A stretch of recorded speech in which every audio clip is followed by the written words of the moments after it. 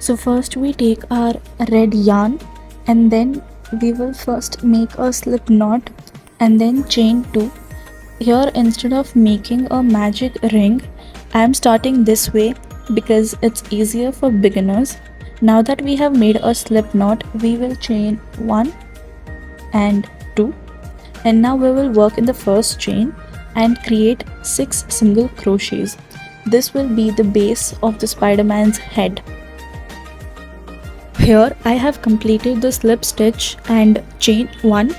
For this round we will work into the same stitch and we will need to make an increase in every stitch, which means 2 single crochets in one stitch. That's one increase, and then that's the second increase, and then that's the third increase, and we just continue this pattern all around for round 2. Now that round 2 is completed, we will have 12 stitches with us, and then we will slip stitch into the very first stitch, and then we will chain 1. And then for the round 3 we will make 1 single crochet in the first stitch. Right under the slip stitch we'll make 1 single crochet. That's 1 single crochet, and in the next stitch we will make an increase, which means 2 single crochets in the same stitch, and we will repeat this pattern all around for round 3. Now that row 3 is complete, we will slip stitch and chain 1.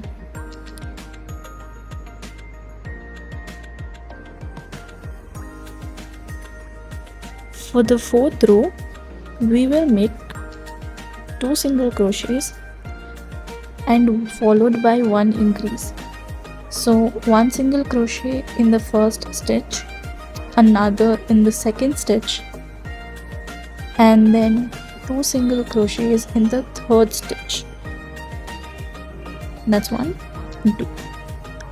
So we will repeat this pattern all along for row 4. Slip stitch and chain 1. For row 5 we will make 3 single crochets followed by 1 increase. So after 3 single crochets, make 2 single crochets in the next stitch, and we will continue this pattern all around for row 5. For rows 6, 7, 8 and 9 we will simply single crochet all around. If you want, you can place a stitch marker in the first stitch of every round, so it is easier to identify where the row ends. Since we are doing a slip stitch and chain 1 at the end of each row, it already helps show the ending point, but stitch markers can still make it easier for beginners. For the row 10, we will make 3 single crochets and then 1 decrease. So here is the first single crochet, the second, and then the third. Now for the decrease, we will work only through the front loops of the next 2 stitches. So this is the front loop of the first stitch and the front loop of the second stitch. We will have to work into both of these loops together in order to get a decrease.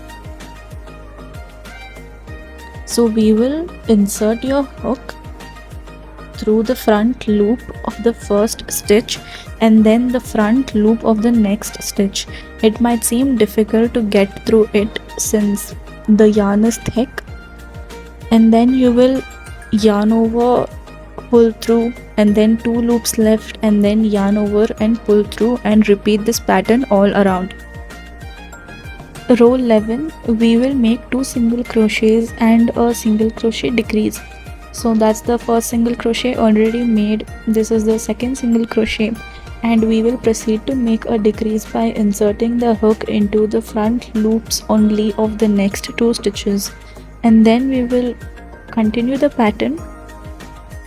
For this row we will make 1 single crochet and then 1 decrease all around.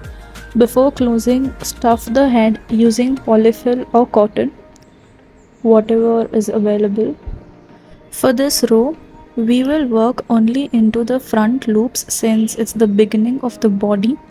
The pattern for this row is 1 single crochet followed by 1 increase. So that's the first single crochet in the front loop, and then 1 single crochet in the second loop and another in the second loop since it's a increase. For this row we'll make 2 single crochets followed by 1 increase and then continue the pattern all around. We will slip stitch and chain 1, finishing the 14th row. And for the next row 15, 16 and 17 we will simply make 24 single crochets all around. For the lower part of the body I'm using black yarn, but you can also use blue yarn if you prefer. For this row we will make 2 single crochets followed by 1 decrease, and we will repeat this pattern all around. So that's making the slip stitch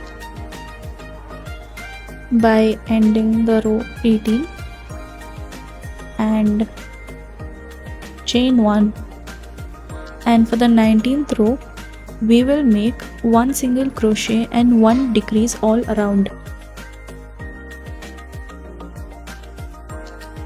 For the last row we will make 6 decreases in total, and then slip stitch and chain 1 and then leave a slightly long tail so we can close the gaps neatly. To close the gap neatly, we will have to insert the needle through the front loops. So thread the yarn through a tapestry needle and insert the needle through the front loops of all 6 stitches one by one. And once you have gone through all the 6 stitches, pull it tightly and then the gap will close neatly. And then insert the needle back into the body and hide the yarn. For the hands, make 2 pieces. Start with a slip knot and chain 2 and then work into the very first chain and makes 6 single crochets. So that will be round 1. From round 2 to round 5, simply make 6 single crochets all around. Remember to slip stitch and chain 1 at the end of every round. For the last 2 rows, I'm switching to black yarn. If you used blue yarn for the lower body, you can use blue here as well. Make 6 single crochets in the new color for both the rows, then fasten off and then close the gap the same way we did for the body. For the legs, make 2 of these. Start with a slip knot, chain 2 and work into the first chain. For the first round, we will make 8 single crochets here. For row 2, we'll make 1 single crochet and 1 decrease for 3 times, which will leave us with a total of 6 single crochets or 6 stitches. From row 3 to row 5, make 6 single crochets all around, and for row 6 and 7, switch to black yarn and continue making 6 single crochets and then fasten off. Fasten off is just chaining 1 and then cutting the yarn.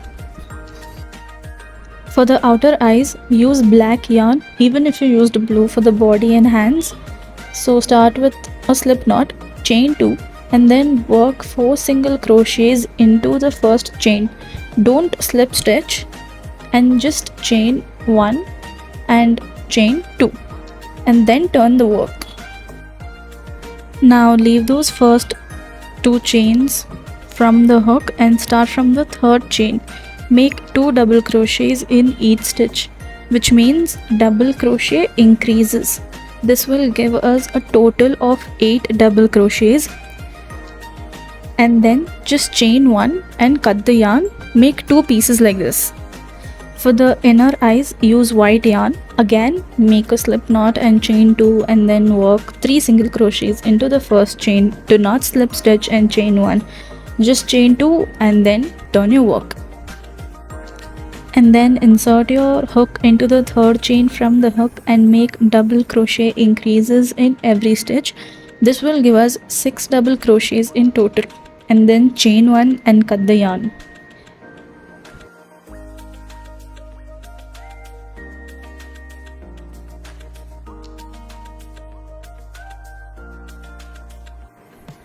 Now that all the body parts are ready, sew in all those loose ends and attach the eyes, legs and hands. While attaching the hands and legs, make sure not to stitch them too close to the center because we need space to attach the web. For the web, take white yarn, make a slip knot and chain around 50 to 60 chains depending on how long you want the web to be.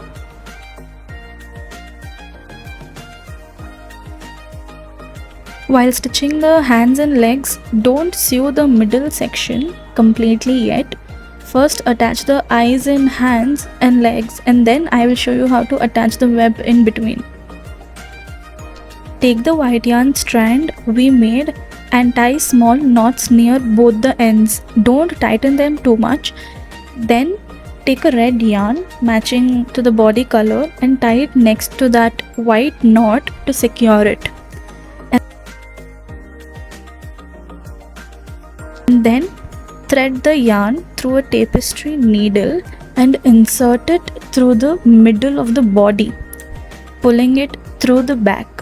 Insert it again from the back to the front to secure it in place, and then cut the excess yarn. Now that your web is attached, finally bring the hands and legs together and stitch the 4 parts at the front so the Spider-Man looks like he's hanging from a web.